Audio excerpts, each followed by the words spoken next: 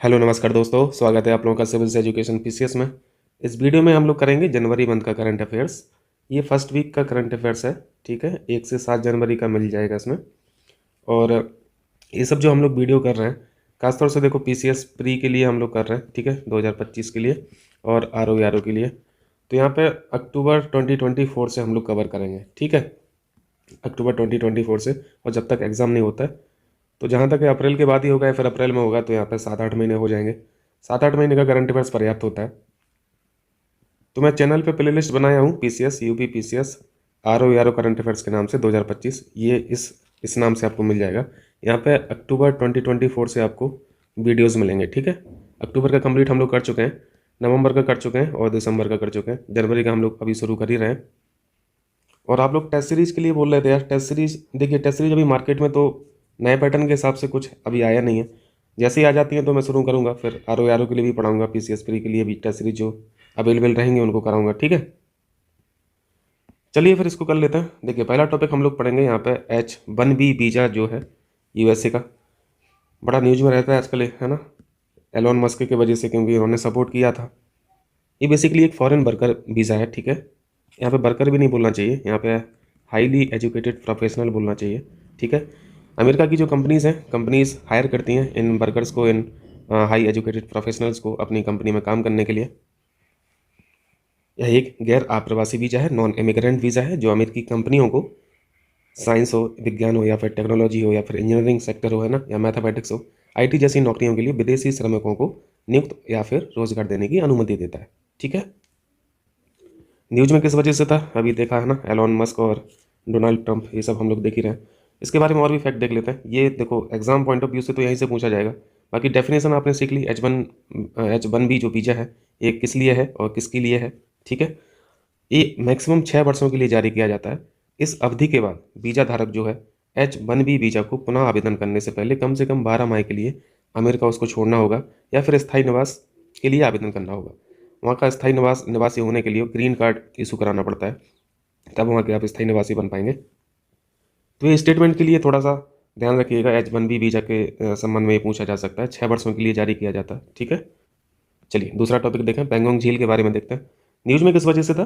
पेंगोंग झील जो है, इसके तट पर छत्रपति शिवाजी महाराज की एक स्टैचू या फिर प्रतिमा का अनावरण किया गया, इसको अनवील किया गया, ठीक है। हाइट अगर पूछे तो हाइट याद रखना 14,300 फीट इसकी हाइट है। पेंगोंग झील के बारे में कई बार क्वेश्चन पूछा है पीसीएस ने, है ना, ज्योग्राफी पॉइंट ऑफ व्यू से पूछा है, लोकेशन पूछा है। और इसकी खास बातें क्या है, सबसे ऊंची खारे पानी की झीलों में से एक है। भारतीय प्लेट के यूरेशियन प्लेट से टकराव के दौरान टेक्टोनिक लेक के रूप में इसका निर्माण हुआ था, ठीक है। तो यह एक टेक्टोनिक लेक है। हम लोग तमाम टेक्टोनिक लेक पढ़े हैं भारत में भी। ये मैप पे देख लीजिए, इसकी लोकेशन देख लीजिए। पेंगोंग लेक आप देख रहे हैं, कुछ हिस्सा आपको यहाँ पे अक्साई चीन में भी दिख रहा है ना, ये अक्साई चीन इसको बोला जाता है, क्लेम करता है चाइना। कुछ हिस्सा आपको देखो लद्दाख में दिख रहा है, और बाकी यहाँ पे रीजन तिब्बत में दिख रहा है, ठीक है। तो ये लोकेशन हो गया।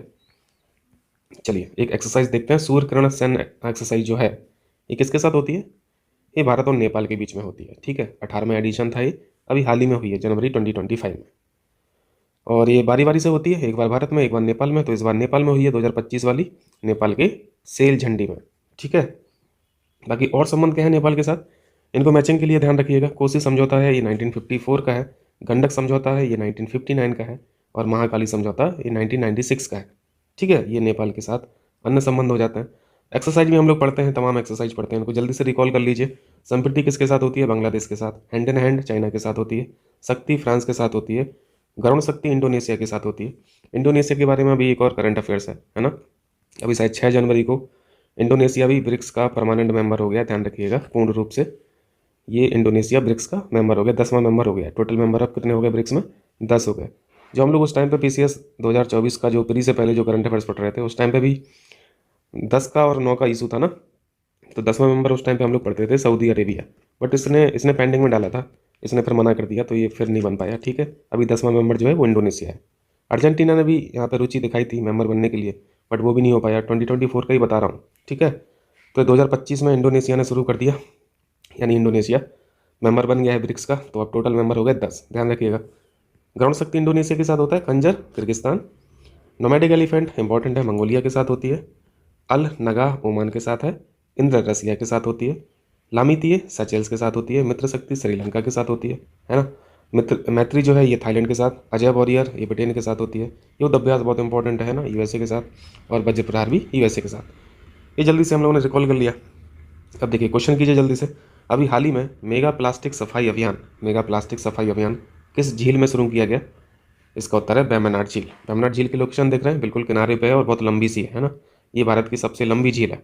2002 में इसको रामसर स्थल भी घोषित किया गया था, रामसर साइट्स है ना। और इसके पास में एक सेंचुरी भी है, बर्ड सेंचुरी, कुमरकुम पक्षी अभ्यारण्य, इसी झील के तट पर स्थित है। ठीक है, तो कुमरकुम पक्षी अभ्यारण्य मैचिंग एचिंग में पूछा जाता है, ध्यान रखिएगा। एक और क्वेश्चन है, बट ये आसान है, हम लोग इसको जानते हैं। फिडे विश्व रैपिड चैंपियनशिप के विजेता कौन बने हैं? ये रैपिड चैंपियनशिप है, ठीक है। डी को किस यहाँ पे मत लगा दीजिएगा। ग्रैंड मास्टर कोनेरू हम्पी ये न्यूयॉर्क में आयोजित हुई है, ठीक है, ये चैंपियनशिप। और ग्रैंड मास्टर रहे कोनेरू हम्पी। एक से अधिक बार महिला रैपिड खिताब जीतने वाली पहली भारतीय बनी है, महिला हैं ये, ठीक है। और इन्होंने हराया है इंडोनेशिया की इरीन सुकंदर को हराया है, विजेता हो गई है कोनेरू हम्पी। हम्पी का पहला विश्व रैपिड खिताब 2019 में इन्होंने जीता था। इसको देखिए, ये भी हम लोग जानते हैं। विश्व शतरंज चैंपियनशिप 2024 के विजेता कौन रहे? डी गुकेश। इनको तो भारत का जो सबसे बड़ा प्राइज़ है खेल का वो भी मिल गया है। अभी देखेंगे हम लोग सबसे बड़ा खेल पुरस्कार कौन सा है? खेल रत्न पुरस्कार है ना, जिसका पूरा नाम है मेजर ध्यानचंद खेल रत्न पुरस्कार 2024 इनको मिला है, ठीक है। राष्ट्रीय खेल पुरस्कार जो होते हैं अब बहुत सारी कैटेगरी हो गई हैं, अब बहुत लोगों को दिए भी जाते हैं। पहले नहीं दिए जाते थे बहुत सारे लोगों को, अब तो बहुत सारे लोगों को दिया जाने लगा, ठीक है। तो ये अच्छी बात है। आयोजन सिंगापुर में हुआ था, ध्यान रखना, ठीक है। आयोजन सिंगापुर में हुआ था ये जो फिडे का विश्व शतरंज चैंपियनशिप है। और इन्होंने हराया है, इनका भी नाम ध्यान रखना है, डिंग लिरेन है ना। डिंग लिरेन चाइना के हैं और फाइनल में इन्हीं को हराया है, डी को के साहब ने। चलिए नेक्स्ट टॉपिक देखिए, ये पॉलिटी से इंपॉर्टेंट टॉपिक है, क्वेश्चन यहाँ से पूछे जाते हैं। गैर सरकारी बिल जो होते हैं यानी नॉन गवर्नमेंट बिल, इनको प्राइवेट बिल भी बोलते हैं, और एक होते हैं गवर्नमेंट बिल जिसे सरकारी बिल बोलते हैं। अच्छा, दोनों में गैर लिख गया, ये गैर हटा लीजिए। एक गैर सरकारी सदस्य हो गया, दूसरा सरकारी सदस्यों का विधेयक हो गया, ठीक है। अब यहाँ पे हम लोग समझेंगे कि ये गैर सरकारी क्या होता है भाई, सरकारी क्या होता है ना, प्राइवेट बिल क्या होते हैं, पब्लिक बिल क्या होता है, सारी चीज़ें समझ में आ जाएगा। न्यूज़ में किस वजह से था? न्यूज़ में इस वजह से कि कम समय आवंटन के कारण गैर सरकारी विधेयक जो है यानी प्राइवेट बिल जो है, प्राइवेट बिलों को संसद द्वारा अस्वीकार कर दिया गया। अभी हाल में हुआ होगा। अब वैसे भी ये जो गैर सरकारी विधेयक हैं बहुत जल्दी पारित हो नहीं पाते हैं, है ना। अभी अगर आप हिस्टोरिकल बैकग्राउंड देखेंगे तो आप देखेंगे कि 1970 के बाद कोई गैर सरकारी विधेयक पारित ही नहीं हो पाया संसद के द्वारा। तो ये चीज़ जो देखी जा रही है ये बहुत अच्छी चीज़ तो है नहीं डेमोक्रेसी के लिए। हेल्थ ऑफ पार्लियामेंट्री डेमोक्रेसी जो है यहाँ पर डिग्रेड हो रही है। 1970 के बाद कोई भी विधेयक पारित नहीं हुआ, है ना। ये नॉन गवर्नमेंट बिल की बात कर रहे हैं हम, ठीक है। अब यहाँ पे हम लोग सीखते हैं कि गैर सरकारी सदस्य विधेयक होते क्या हैं। तो पहले गैर सरकारी सदस्य को सीख लीजिए। चलो यहाँ से सीखते हैं। आप पार्लियामेंट में क्या पढ़ते हैं? लोकसभा पढ़ते हैं और राज्यसभा पढ़ते हैं। लोकसभा में कौन होते हैं? मेंबर ऑफ पार्लियामेंट होते हैं, यानी सांसद बोलते हैं हिंदी में। राज्यसभा में भी कौन होते हैं? एमपी होते हैं, ठीक है। अब लोकसभा पे आ जाइए। लोकसभा के जो एमपी हैं उनमें से कुछ एमपी मंत्री भी रहते हैं, है ना। लेकिन मंत्री रहते कहाँ हैं? ये काउंसिल ऑफ मिनिस्टर में रहते हैं, है ना। काउंसिल ऑफ मिनिस्टर में जो काउंसिल है, मिनिस्टरों की काउंसिल जो है, इसमें जो भी मेंबर है यानी जो भी सांसद है वो मंत्री भी रहता है, यानी मंत्री भी है वो और सांसद तो रहेगा ही, है ना कहीं निर्वाचन क्षेत्र से वो सांसद तो रहा ही है। इसके बाद उसको मंत्री पद दिया जाता है, इसलिए वो काउंसिल ऑफ मिनिस्टर में है। या फिर सीधी सी बात बोल लीजिए, काउंसिल ऑफ मिनिस्टर जो होती है यही रियल सरकार होती है, ठीक है, यही रियल सरकार होती है। तो अगर मंत्री के द्वारा कोई विधेयक पेश किया जा रहा है उसे बोलते हैं सरकारी विधेयक, ठीक है। और मंत्री के अलावा मान लो एक वो नॉर्मल सांसद ही है, वो मंत्री पद उसके पास नहीं है, वो सिर्फ एक सांसद है, तो उस सांसद के द्वारा अगर कोई बिल पेश किया जाता है तो उसे बोलते हैं नॉन गवर्नमेंट बिल या फिर गैर सरकारी सदस्य विधेयक। इसी को हम लोग प्राइवेट बिल भी बोलते हैं, ठीक है, इसी को हम लोग प्राइवेट बिल भी बोलते हैं। और सरकारी विधेयक जो होते हैं इनको बोलते हैं पब्लिक बिल। तो यहाँ पे लिखा भी हूँ, पढ़ लीजिए। ऐसे सदस्य या फिर ऐसे सांसद जो मंत्री नहीं होते हैं या फिर काउंसिल ऑफ मिनिस्टर के हिस्सा नहीं होते हैं या फिर कह लीजिए सरकार ही नहीं होते हैं, है ना। तो ऐसे सदस्यों के द्वारा जब कोई बिल पेश किया जाता है तो वो गैर सरकारी विधेयक है, ठीक है। प्रत्येक सांसद को अपने निर्वाचन क्षेत्र के लिए महत्वपूर्ण मुद्दों पर कानून या फिर संशोधन प्रस्तुत करने का अधिकार होता है। तो ये जो इनको राइट मिला है, इसी राइट से वो कोई भी बिल पेश करता है, ठीक है। अगर एक कोई सामान्य सा सांसद ही अगर पेश कर रहा है, वो मंत्री नहीं है, तो वो नॉन गवर्नमेंट बिल हो जाता है। यह प्रक्रिया गैर सरकारी सदस्यों के द्वारा विधेयक के रूप में प्रस्तुत किया जाता है, ठीक है। अब देखिए यहाँ पर डिफरेंस देख लीजिए जल्दी से, गवर्नमेंट बिल या फिर पब्लिक बिल एक ही बात है, नॉन गवर्नमेंट बिल या फिर प्राइवेट बिल एक ही बात है। मंत्री के द्वारा प्रस्तुत हो रहा है तो वो गवर्नमेंट बिल है, किसी सांसद के द्वारा प्रस्तुत किया जा रहा है जो मंत्री नहीं है तो नॉन गवर्नमेंट बिल हो गया। सरकार की नीतियों को रिप्रेजेंट करता है खासतौर से गवर्नमेंट बिल, और नॉन गवर्नमेंट बिल जो होता है वो देखो ज़्यादातर कौन पेश करेगा भाई इसको, जो विपक्ष का सांसद होगा वही ना करेगा। तो अधिकतर क्या होता है, विपक्ष की नीतियों को रिप्रेजेंट करता है, ठीक है, नॉन गवर्नमेंट बिल, इसलिए वो पारित नहीं हो पाता है। अगर गठबंधन की सरकार है तब तो थोड़ी बहुत पॉसिबिलिटी रहती है, लेकिन कोई मेजोरिटी की सरकार है तो फिर मेजोरिटी की सरकार में नॉन गवर्नमेंट बिल को पारित कर पाना बहुत कठिन होता है, ठीक है। गवर्नमेंट बिल की पारित होने की संभावना ज़्यादा होती है, यहाँ पे कम होती है, ठीक है। अस्वीकृत होने पर सरकार को इस्तीफा देना पड़ सकता है, लेकिन यहाँ पे नॉन गवर्नमेंट बिल अगर पारित नहीं हो पाता है तो सरकार को कोई प्रभाव नहीं पड़ता। यहाँ पे देखो स्टेटमेंट के लिए इंपॉर्टेंट है, पूछा जा सकता है कि अगर नॉन गवर्नमेंट बिल अगर कोई सांसद पेश कर रहा है, ठीक है, तो यहाँ पे 1 महीने का नोटिस होता है, और सरकारी विधेयक को संसद में पेश होने से पहले 7 दिनों का नोटिस होना चाहिए। तो ये देखो कितना डिफरेंस है, यहाँ पे 7 दिनों का है और यहाँ पे 1 महीने का है, यही परीक्षा के लिए इंपॉर्टेंट है, ठीक। अगर पहले प्राइवेट बिल की बात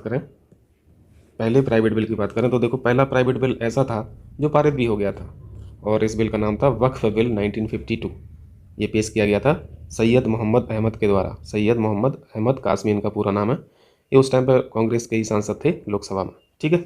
अभी तक 14 प्राइवेट बिल ही पारित हो पाए, ध्यान रखना, और 1970 के बाद कोई नहीं, यानी जो ये 14 प्राइवेट बिल पारित हुए हैं ये 1970 के पहले की बात है।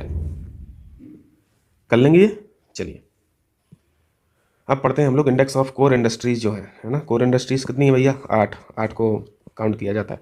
8 प्रमुख उद्योगों का सूचकांक, शॉर्ट में बोलते हैं ICI, index of core industries.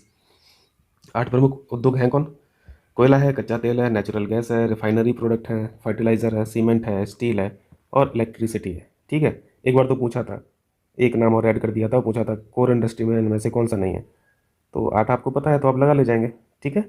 ये जो इंडेक्स है इन 8 कोर इंडस्ट्री के परफॉर्मेंस को यहाँ पे देखता है, ठीक है। अब देखो फाइंडिंग, देखो यहाँ पे क्या है स्थिति।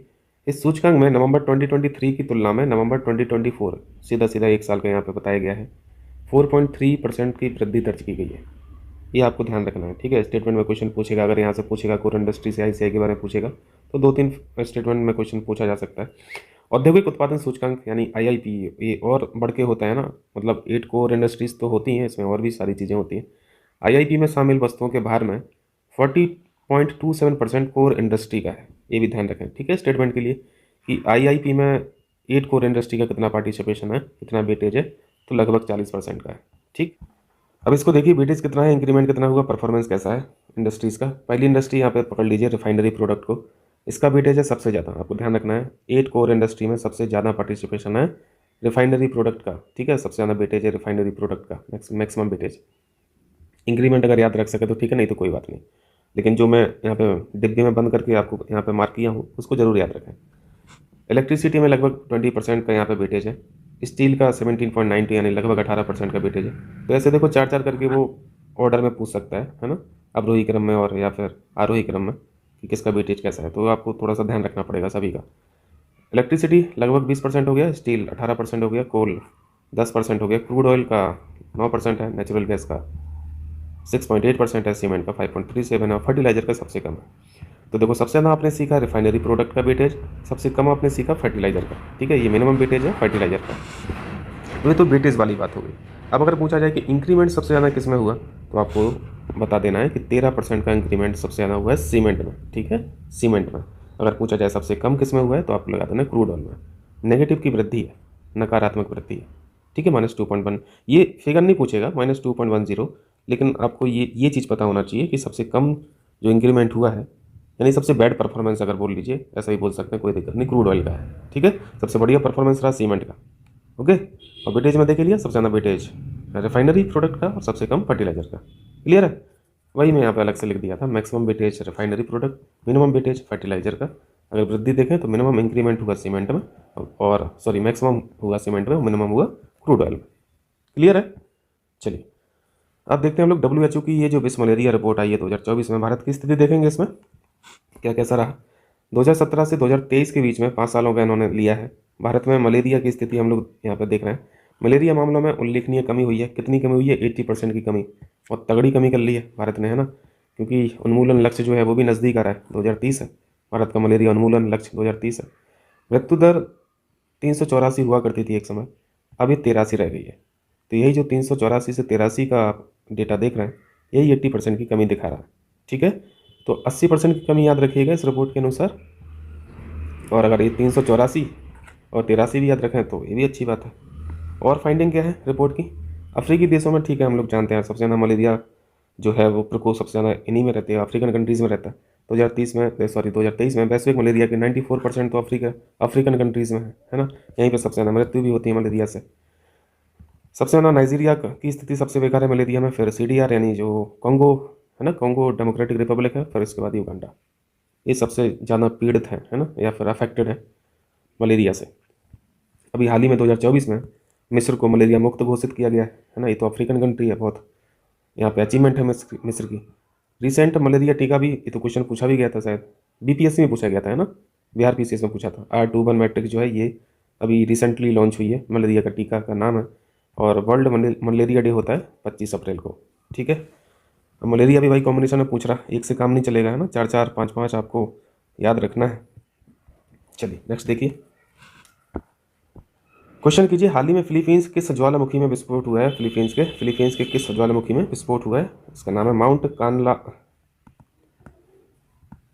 चलिए क्वेश्चन कीजिए, हाल ही में फिलीपींस के किस ज्वालामुखी में, वॉल्केनो में विस्फोट हुआ है?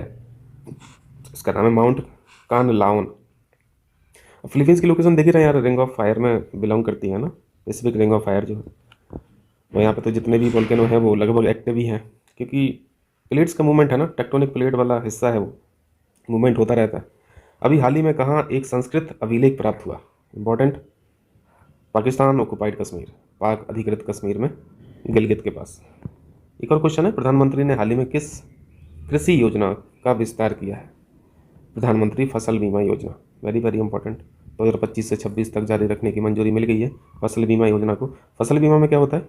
ये बीमा योजना है। बीमा से क्या होता है?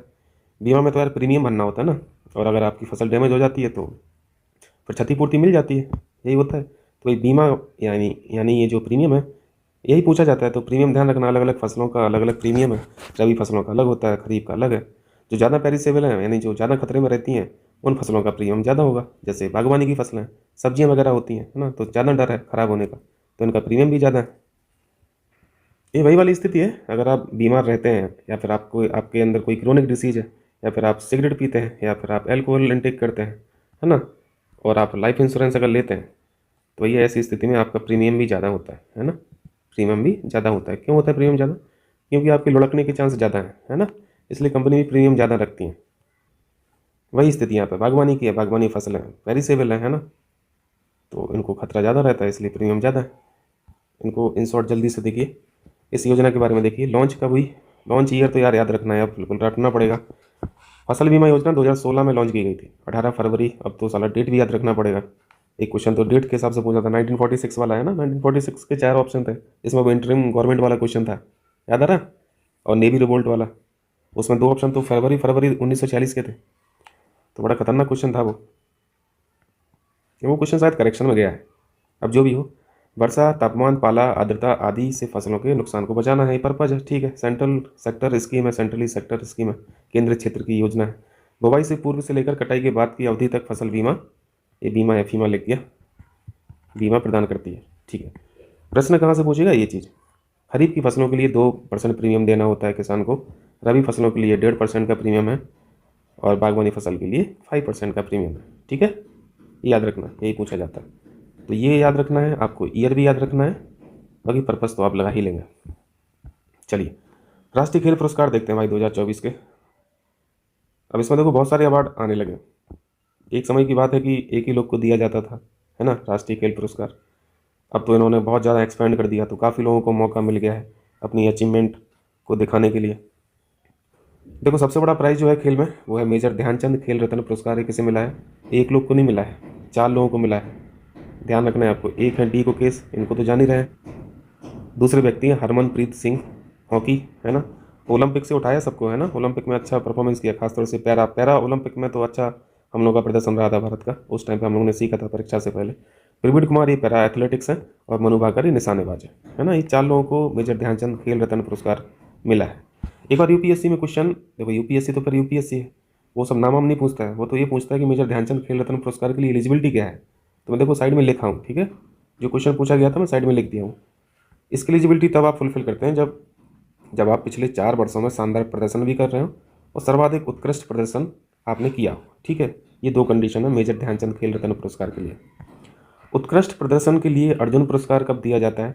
4 वर्षों की अवधि में लगातार अच्छा प्रदर्शन होना चाहिए।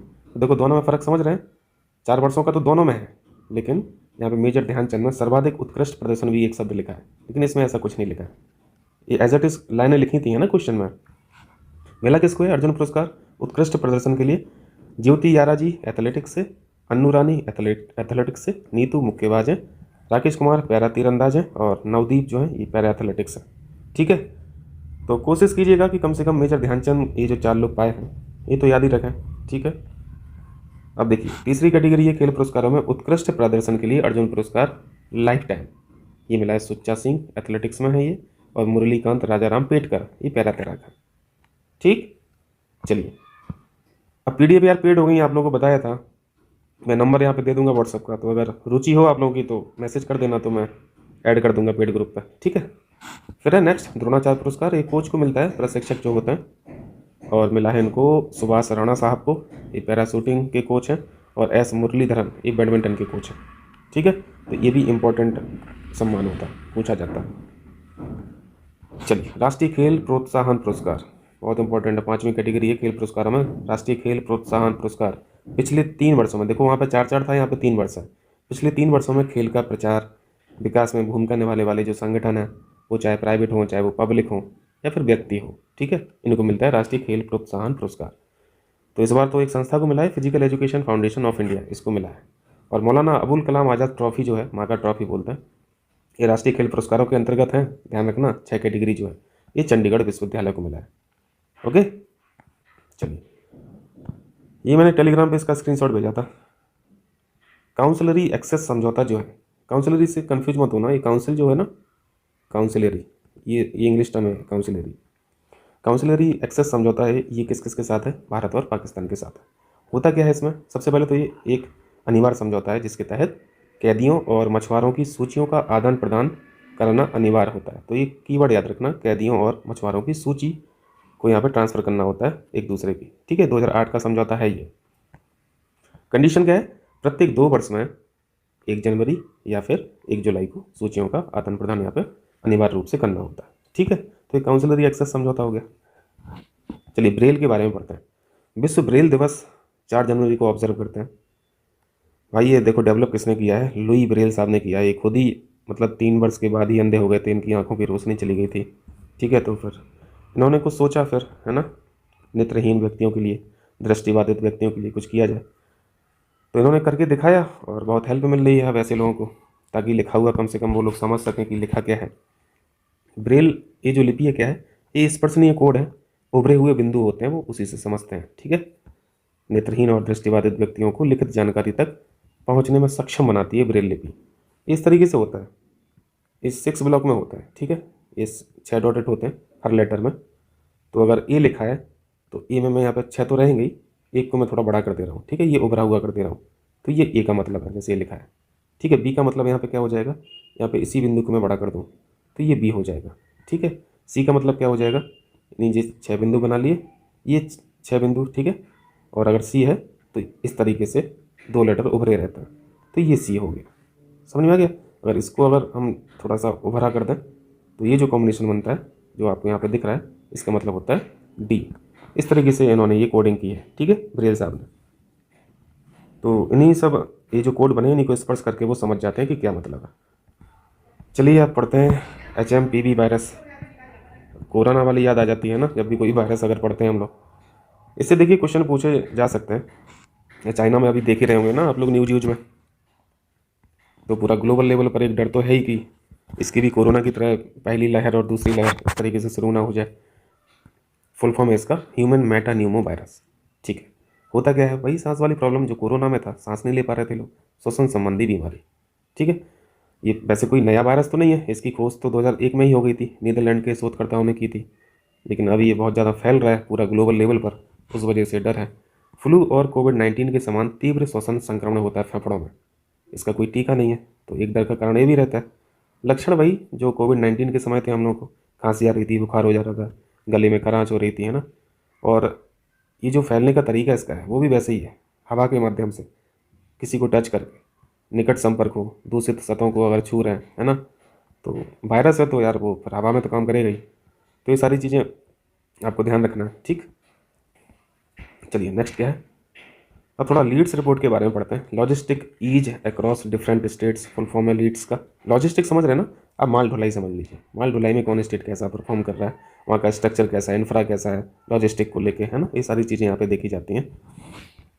तो ये जो रिपोर्ट जारी जो संस्था करती है, फिर मिनिस्ट्री करती है, वाणिज्य और उद्योग मंत्रालय द्वारा इस रिपोर्ट को जारी किया जाता है। 6वीं रिपोर्ट है ये। लॉजिस्टिक में प्रदर्शन राज्यों का यहाँ पे मूल्यांकन किया जाता है। 4 पिलर पे ये काम करती है रिपोर्ट, यानी 4 पिलर पे बनाई जाती है। लॉजिस्टिक इंफ्रा कैसा है उस स्टेट का, लॉजिस्टिक सर्विस कैसी है उस स्टेट की, और ऑपरेशनल यानी ये जो परिचालन का वहाँ पे एनवायरनमेंट कैसा है, और सतत लॉजिस्टिक यानी सस्टेनेबल लॉजिस्टिक, ये नया फैक्टर अभी जुड़ा है रिसेंट में, ठीक है, 2023 में शायद ऐड हुआ है। पहले इन 3 पैरामीटर पे बनाई जाती थी ये रिपोर्ट, अभी चौथा भी शामिल हो गया, ठीक है। तो देखो यहाँ पे तो कॉम्बिनेशन में आंसर है यार, एक एक तो है नहीं जो इंपॉर्टेंट हम लोग कह सकें। तो कोशिश कीजिएगा कि जहाँ पे यूपी लाई कर रहा हो उसको जरूर याद रखें, ठीक। जैसे तटीय राज्यों में अलग अलग है, देखो तटीय राज्यों का अलग इन्होंने बताया, लैंडलॉक्ड का अलग बताया है, नॉर्थ ईस्ट का अलग बताया, यूटीज़ में अलग बताया, और यहाँ पे भी 3 कैटेगरी बना दी, अचीवर्स, फास्ट मूवर्स, एस्पिरेंट। तो तटीय राज्य में गुजरात, कर्नाटक, महाराष्ट्र, उड़ीसा अचीवर कैटेगरी में है। तो इस तरीके से आप इसको पॉज कर लेना और पढ़ लेना, है ना। मेरे डिक्टेट करने से कोई मतलब थोड़ी ना। तो यहाँ पे यूपी यहाँ पे बिलोंग कर रहा है, इसको ध्यान रखिएगा। लैंडलॉक्ड कंट्री में अचीवर की कैटेगरी में उत्तर प्रदेश। तो ऐसे क्वेश्चन पूछा जा सकता है कि ये जो अभी हाल ही में लीड्स 2024 रिपोर्ट मंत्रालय के द्वारा जारी की गई है, इसका उत्तर प्रदेश में मतलब कौन सा स्थान है या फिर किस कैटेगरी में ये लाई कर रहा है। तो लैंडलॉक तो ठीक है लगा ही लेंगे, बाकी ये पूछा जा सकता है अचीवर कैटेगरी में है उत्तर प्रदेश, ठीक है। पॉज कर लेना इसको, इस पेज को, और देख लेना सारे फैक्ट। और क्या फाइंडिंग्स हैं ये देखिए। लॉजिस्टिक का भारत की जीडीपी में यार अच्छा खासा योगदान है, 13 से 14%। ये परीक्षा के लिए इंपॉर्टेंट है, स्टार लगा दे रहा हूँ। इसी को कम करना है बस, लॉजिस्टिक लागत जो है इसको अगर कम कर लिया तो फिर बल्ले बल्ले है फिर गवर्नमेंट की। लॉजिस्टिक लागत जो है जीडीपी की 13 से 14% है, तो जितना योगदान है उतना ही यहाँ पे लागत भी है। तो ये कॉस्ट बहुत ज़्यादा है ना, इसी को मिनिमाइज करने की कोशिश की जा रही है गवर्नमेंट के द्वारा। इसको 8 से 9% तक लाने का लक्ष्य है, ठीक है। और राष्ट्रीय लॉजिस्टिक नीति जो है ये 2022 की है। तो इतने फैक्ट है। जीडीपी की सॉरी ये लॉजिस्टिक की जो भारत की जीडीपी में हिस्सा है वो 13 से 14% है, इतनी ही लागत है, ठीक है। टारगेट याद रखना 8 से 9% का।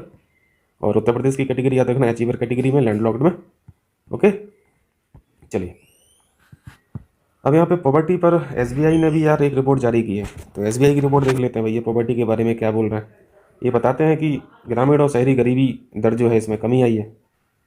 तो ठीक है, हम लोगों ने स्टेटमेंट के लिए सीख लिया कि शहरी गरीबी दर जो है इसमें भी कमी आई है और ग्रामीण में भी आई है, ओके। गिरावट के कारण क्या है, सरकारी योजनाएं जो इतनी तमाम चल रही हैं ना, ग्रामीण बुनियादी ढांचे बनाए जा रहे हैं, निम्न आय वर्ग में बेहतर उपभोग हो रहा है, इस वजह से जो गरीबी यहाँ पे कम दिखाई दे रही है, ये डेटा सामने है।